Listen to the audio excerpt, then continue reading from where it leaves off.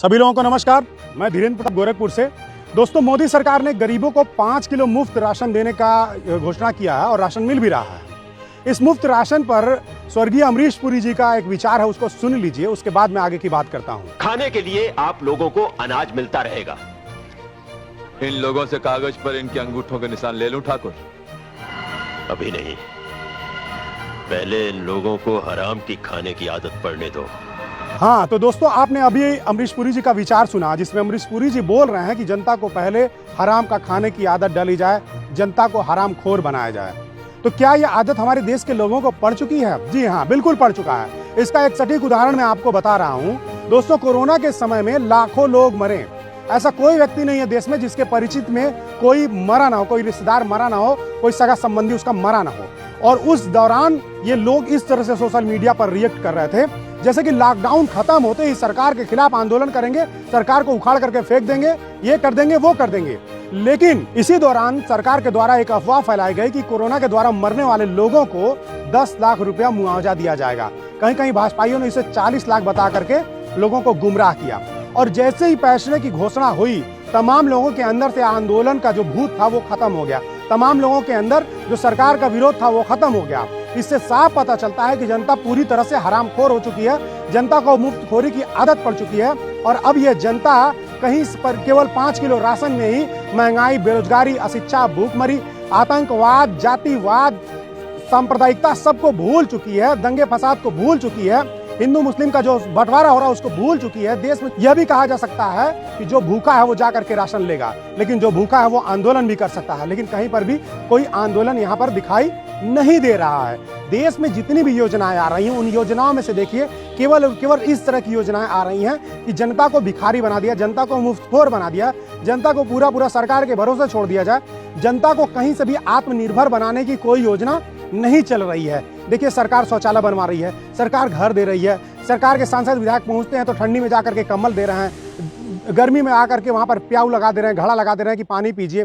तो इस तरह की ये जो योजनाएं हैं, ये जनता को पंगु बनाने वाली है। सरकार को चाहिए कि वो जनता को रोजगार दे। सरकार को चाहिए कि शिक्षा को पूरी तरह से मुफ्त कर दिया जाए कि एक आम आदमी पढ़ सके, उच्च शिक्षा ले सके, तकनीकी शिक्षा ले सके। लेकिन शिक्षा का पूरी तरह से निजीकरण और व्यवसायीकरण कर दिया गया है, बाजारीकरण कर दिया गया है। सरकार को चाहिए चिकित्सा की सुविधाओं को पूरी तरह से मुफ्त कर दिया जाए, लेकिन सरकार क्या कर रही है? उसको नहीं मुफ्त कर रही। सरकार आपको मुफ्त में राशन दे रही है। सरकार से सीधे सीधे मुद्दे की बात करनी होगी, सरकार से सीधे सीधे रोजगार की बात करनी होगी। जो भी खास करके ग्रामीण के जो लोग हैं, वो लोग जब कोई मुफ्त की बात आती है तो टूट पड़ते हैं। उनसे मैं कहना चाहूँगा कि ये जो मुफ्त का राशन या मुफ्त का कोई भी चीज़ आपको दिया जा रहा है, ये बिल्कुल मुफ्त नहीं है। ये जो आपको दिया जाता है वो सरकारी खजाने से निकाल करके दिया जाता है। सरकारी खजाना जब खर्च होता है तो सरकारी खजाने को भरने के लिए महंगाई को बढ़ा दिया जाता है, टैक्स को बढ़ा दिया जाता है, और उसी टैक्स से फिर सरकारी धन खजाना बनता है, और उसी सरकारी खजाने में से कुछ उसमें से निकाल करके आपको दे दिया जाता है और आप उसमें खुश हो जाते हैं। आप सोचिए कि पेट्रोल डीजल पर आज सरकारें 100 रुपया का पेट्रोल है तो उसमें 70-75 रुपया सरकारें जो है टैक्स ले रही हैं। मतलब 70% जो पैसा है वो टैक्स का पैसा है, और वो टैक्स का पैसा आपसे लिया जा रहा है। और मुफ्त वैक्सीन, मुफ्त में राशन, ये सरकार जो प्रचार कर रही है, सोचिए एक प्रिंटेड झोला है जिसमें मोदी की फोटो लगी हुई है, उस झोले में 5 किलो राशन दिया जा रहा है। जितने का वो राशन है उतने का ही वो झोला है। यानी कि सरकार जितना आपको राशन नहीं दे रही है, उससे ज्यादा वो पैसा प्रचार में खर्च कर रही है। ये सीधे सीधे तौर पर सरकार अपनी मार्केटिंग कर रही है, अपना वोट बैंक बढ़ाने की कोशिश कर रही है। ये दिखाने की कोशिश कर रही है कि हम आपको मुफ्त में दे रहे हैं, जो वो कहीं से भी मुफ्त नहीं है। वो भरपाई हम ही आपको करना पड़ेगा। और आज हम अगर राशन मुफ्त में मिलेंगे, कंबल मुफ्त मिलेंगे, शौचालय मुफ्त मिलेंगे, घर मुफ्त मिलेंगे, तो हमको उसका भरपाई भी करना पड़ेगा। हमको टैक्स के रूप में वो पैसा आप सरकार को लौटाना पड़ेगा, और वही महंगाई के रूप में हमारे ऊपर आकर के फिर से गिरेगा। लेकिन इसके साथ साथ जो सबसे बुरी बात है कि हमारे लोगों के बीच हरामखोर बनने की प्रवृत्ति आगे बढ़ती जाएगी, भीख मांगने वाली प्रवृत्ति आगे बढ़ती जाएगी। सरकार आपको भिखारी, भिखमंगा बनाना चाहती है, सरकार आपको आत्मनिर्भर नहीं बनाना चाहती है। अगर आपके अंदर जरा सा भी आत्मसम्मान बचा है तो सरकार से भीख मांगने के बजाय अधिकार मांगिए और उनसे कहिए कि हमको रोजगार दें। सोचिए कि अगर आपके पास रोजगार होगा तो क्या आप 5 किलो राशन के लिए लाइन लगाने जाएंगे? आप बढ़िया से बढ़िया खाना खरीद करके खा सकते हैं, आप बढ़िया से बढ़िया कपड़ा पहन करके खरीद सकते हैं।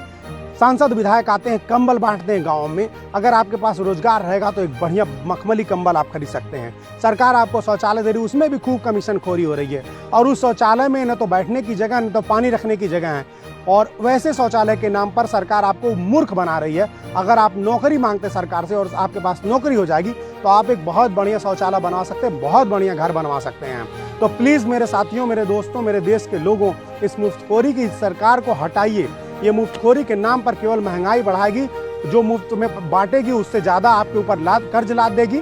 और ये देश हमेशा भिखारी होता चला जा रहा है। आप देख रहे हैं एक एक करके हमारा जो रेलवे, हमारा एयरपोर्ट, हमारी जितनी सरकारी संस्थाएं सब बिकते चली जा रही हैं, सब अंबानी अडानी के हाथों में चली जा रही हैं। केवल इसी नाते हो रहा है कि क्योंकि सरकार सरकारी धन का बेतहाशा दुरुपयोग कर रही है और उसके पीछे केवल और केवल आपकी चुप्पी है, आपका लालच है, जनता का लालच है। जिस तरह से कोरोना में लाखों लोग मारे गए, लेकिन मुआवजे की लालच में लोगों ने कहीं कोई आंदोलन नहीं किया, सरकार का कहीं कोई विरोध नहीं किया। उसी तरह से आज सरकार 5 किलो राशन दे रही है, कहीं से महंगाई का कोई विरोध दिखाई नहीं दे रहा। शिक्षा व्यवस्था पूरी तरह से चौपट हो चुकी है, भ्रष्टाचार चरम पर है। आप देख लीजिए कि जितने हमारे सोशल मीडिया से लेकर के जितने लोकतंत्र को मजबूत करने वाले पत्रिकाएं हैं, उन सब पे प्रतिबंध लगाया जा रहा है। एक तरह से देश में तानाशाही लागू कर दी गई है। धरना प्रदर्शन नहीं करने दिया जा रहा है, कोई विरोध नहीं करने दिया जा रहा है। जो भी विरोध कर रहा है उसके ऊपर फर्जी मुकदमे लादे जा रहे हैं। तो ये जो हमारा लोकतंत्र है वो पूरी तरह से खतरे में है। हम देश का जो नौजवान है उसकी मानसिकता भीख मांगने की बनती चली जा रही है। हमारा जो देश का पहचान है वो खत्म होते चला जा रहा है। इन सब से हमको बचना होगा और सरकार द्वारा चली जा रही हर चाल को समझ करके उसका जवाब देना होगा। तो उठ खड़े होइए और सरकार से भीख मांगना छोड़ करके अधिकार मांगना शुरू कर दीजिए। आप सभी लोगों को धन्यवाद।